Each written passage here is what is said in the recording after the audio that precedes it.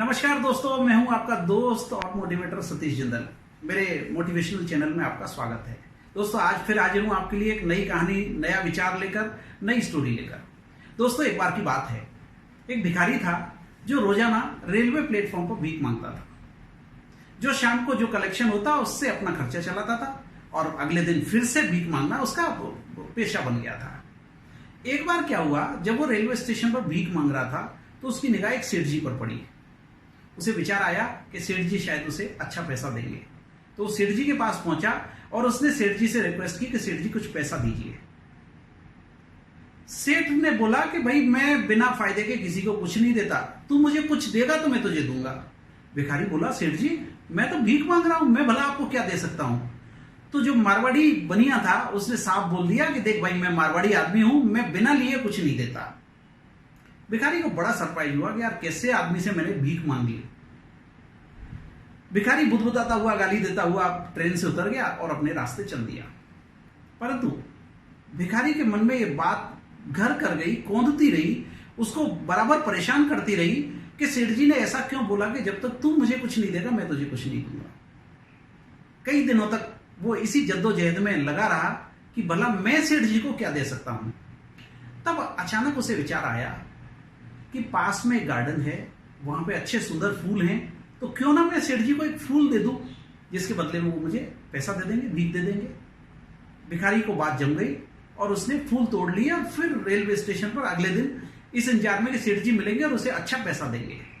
परंतु कई दिनों तक वो रेलवे स्टेशन पर भीख मांगता रहा, सेठ जी उसको नजर नहीं आए। तो वो क्या करता, जो कोई उसको भीख देता उसको वो फूल दे देता। तो लोग बड़े खुश होते कि देखिए, भिखारी ने कुछ इनोवेटिव सोचा है। अब धीरे धीरे उसका भीख का कलेक्शन भी बढ़ने लगा। कुछ दिनों के बाद फिर से उसकी मुलाकात सेठ जी से हो जाती है। बड़ा खुश हुआ, सेठ जी को देखकर बड़ा खुश हुआ कि सेठ जी ने मुझे आइडिया दिया था कि तू कुछ मुझे देगा तो मैं तुझे दूंगा। आज मेरे पास सेठ जी को देने के लिए कुछ है। तो उसने क्या किया, सेठ जी के पास पहुंचा और सेठ जी से बोला कि सेठ जी, आज मैं आपको देने के लिए कुछ लेके आया हूं, आज तो आपको मुझे पैसा देना ही पड़ेगा। सेठ जी बोले, भाई क्या लेके आया है। तो उसने सेठ जी के आगे फूल कर दिया कि सेठ जी, मैं आपको भीख के बदले में फूल दूंगा। सेठ जी भी खुश हुए। सेठ जी ने अपनी पॉकेट से 10 रुपए का नोट निकाला और उस भिखारी को दे दिया। भिखारी बड़ा खुश हुआ। खुश होकर वो जब ट्रेन से उतरने लगा तो उतरते उतरते सेठ जी ने फिर उसको एक बात बोल दी। सेठ जी ने भिखारी को बोला कि अरे यार, तू तो व्यापारी बन गया।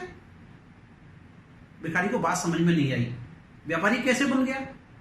परंतु ट्रेन चल दी, भिखारी उतर गया। उसके मन में वो विचार फिर से घूमता रहा कि सेठ जी ने अगर ऐसा बोला है कि मैं व्यापारी बन गया तो इसके पीछे कुछ न कुछ कारण होगा। सोचता रहा, कई दिनों तक सोचता रहा। आखिर में उसको बात समझ में नहीं आई। एक दिन उसको विचार आया कि सेठ जी ने अगर मुझे व्यापारी बोला है तो कुछ अच्छे के लिए बोला होगा। उसने धीरे धीरे फूलों का व्यापार शुरू कर दिया। धीरे धीरे उसका फूलों का काम धंधा अच्छा चलने लगा। अब उसकी निगाहें सेठ जी को ढूंढती थी। कुछ 6 महीने 8 महीने के बाद में एक दिन रेलवे स्टेशन पर 2 सूटेड बूटेड लोग खड़े थे, अच्छे खासे कपड़े पहने हुए खड़े थे। तो जो पहला व्यक्ति था उसने दूसरे वाले व्यक्ति को थपथपाया और पूछा कि भाई साहब, मुझे पहचाना। तो दूसरे जो बंदा था वो सेठ जी थे कि सेठ जी मुझे पहचाना। तो सेठ जी ने, भाई मैं नहीं पहचानता, हम कभी मिले नहीं है। कि नहीं सेठ जी, हम 2 बार मिल चुके हैं, आपको शायद याद नहीं है, हम 2 बार मिल चुके हैं, आपने मुझे पहचाना कि नहीं पहचाना। तो सेठ जी बोले, नहीं भाई, मेरी आपकी कभी मुलाकात नहीं है, मैं आपको नहीं पहचानता। कि सेठ जी, एक बार हम तब मिले थे जब मैंने आपसे भीख मांगी थी और आपने कहा था जब तक तू मुझे कुछ नहीं देगा तब तक मैं तुझे कुछ नहीं दूंगा। और दूसरी बार हम तब मिले थे जब मैंने आपको भीख के बदले में एक फूल दिया था, तो आपने मुझे बोला था, अरे यार, तू तो व्यापारी बन गया। सेठ जी, आपके आशीर्वाद से आज मैं शहर का सबसे बड़ा फूलों का व्यापारी हूं।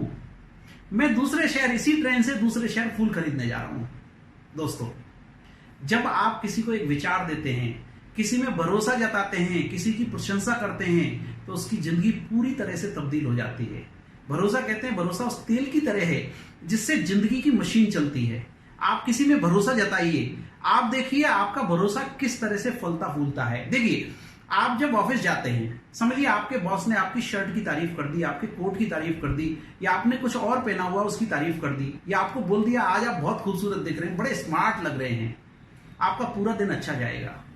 आपके सबऑर्डिनेट, आपके कलीग ने आपकी तारीफ कर दी किसी ने, या आपने किसी कलीग की तारीफ कर दी कि आज आपने बहुत अच्छी शर्ट पहनी हुई है, तो वो हमेशा के लिए आपका मुरीद हो जाएगा, वो दौड़ दौड़ कर काम करेगा। इसलिए लोगों में भरोसा जताना सीखें, लोगों में विश्वास करना सीखें, लोगों की प्रशंसा करना सीखें। आपको कई गुना वो लौट के आती है, कई गुना आपको फायदा देती है।